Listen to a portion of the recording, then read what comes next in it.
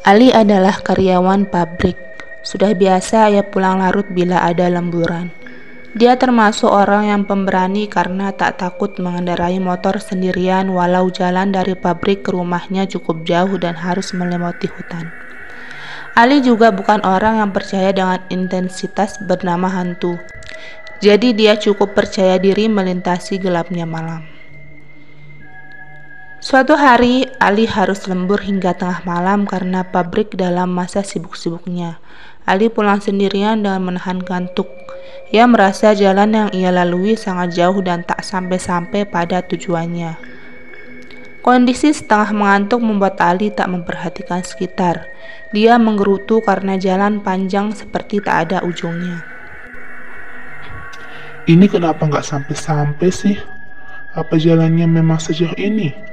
Ali berhenti di sebuah jembatan untuk sekedar memeriksa ponselnya. Udah 1 jam lebih. Biasanya setengah jam ada udah sampai. Tapi kenapa ini enggak ya? Ali berdecak kesal lalu menyimpan ponselnya ke saku jaket.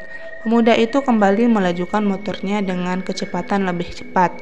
Kantuknya seakan hilang terbawa angin saat rasa kesal memuncak. Matanya jadi lebih cermat mengawasi sekeliling dan menemukan kejanggalan. Aneh. Aku udah ngebut tapi dari tadi nggak pindah-pindah. Tetap aja di tempat ini. Ini bukannya jembatan yang tadi ya? Ali menghentikan motornya tepat di tempat sebelumnya ia berhenti saat memeriksa ponsel.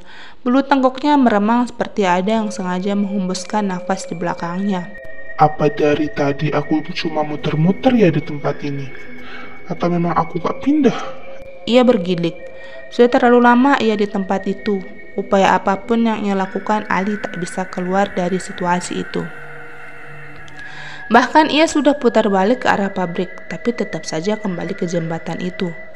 Sialan, biasanya nggak seperti ini. Ali menggerutu karena terjebak di tempat itu. Ia putus asa memikirkan cara untuk sampai ke rumah dengan selamat. Ali membeku saat mendengar tawa yang mengaum. Suara itu seperti dari jauh, tapi juga terasa dekat. Tawa itu tak juga berhenti, malahan semakin keras. Ali jadi takut sekarang. Di hutan tak ada seorang pun yang akan mendengarnya walau berteriak minta tolong, apalagi mengharapkan orang melintasi jalan yang sama.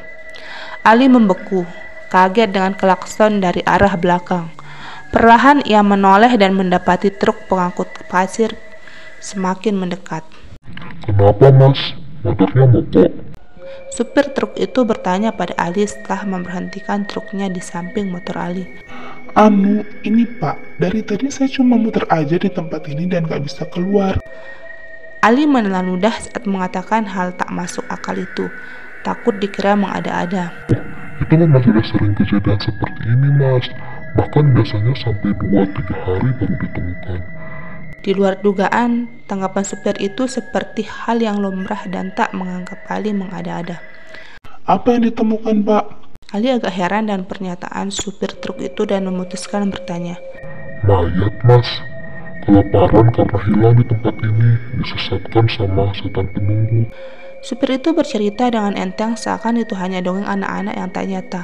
Melihat reaksi Ali, supir itu baru sadar bahwa dia mengatakan hal mengerikan. Itu pasti mas tadi tidak berdoa dulu waktu mau perjalanan pulang ya? Supir itu mengalihkan pembicaraan agar suasana sedikit mencair. Mendengar itu Ali hanya menggosok tengkuknya, mengakui kalau dia lupa berdoa saking mengantuknya. Gimana caranya saya keluar dari sini ya pak?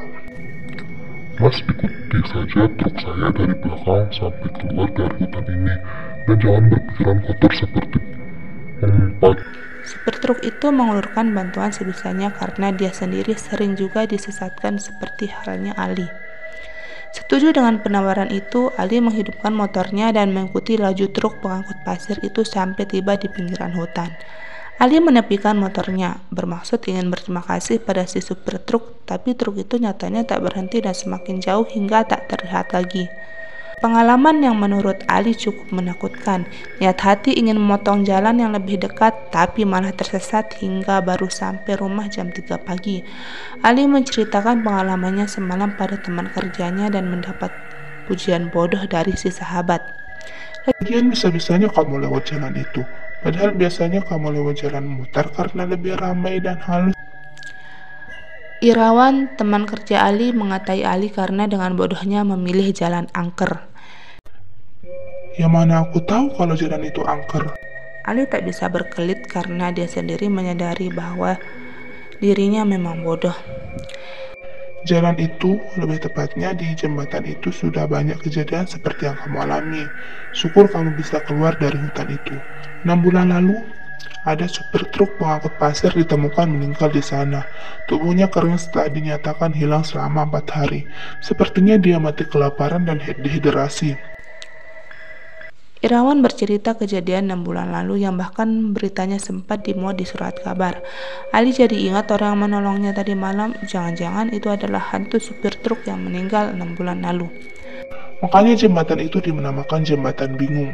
Karena orang yang lewat sana saat tengah malam hanya akan berputar-putar dan tak bisa keluar.